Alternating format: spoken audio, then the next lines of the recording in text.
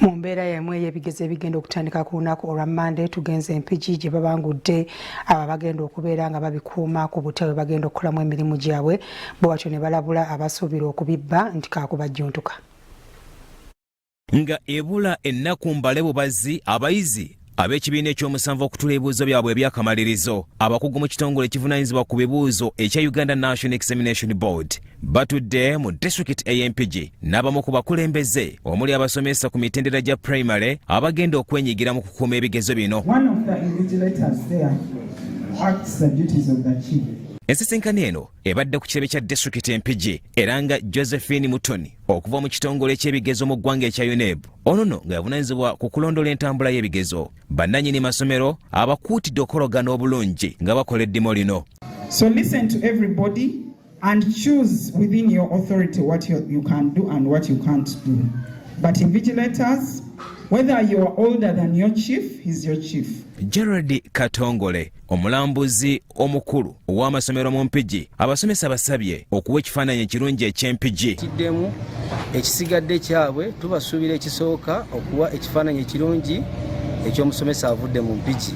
Tujjukira bulungi nti mu 2020 Mpigi teyafuna mwana n'omu yakwatula bibuuzo.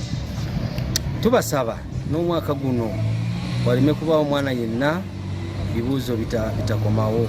Abasomesa Soweto Media bewayizaamu nabo beeyamye okukola obulungi omulimu ogubaweereddwa. Depend on the way you manage. I know we scored well in Mpigi, but we can always improve, and we have targeted, we have prepared the pupils. I know teachers have been teaching, the inspectors have been doing their work, and you have been doing your work successfully. So you don't need to cheat for the children. You don't need to allow them to cheat.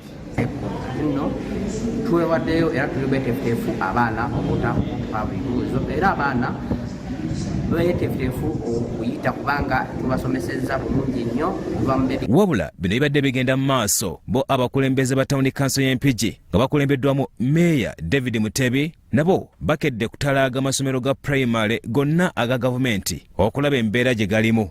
Mwongeremu amaanyi musome twagala Mpigi yaffe ebeerenga y'amaanyi bazadde baffe tubaseemu amaanyi tugenda mu maaso ate ekyokubiri tubaagala nnyo ng'abaana baffe.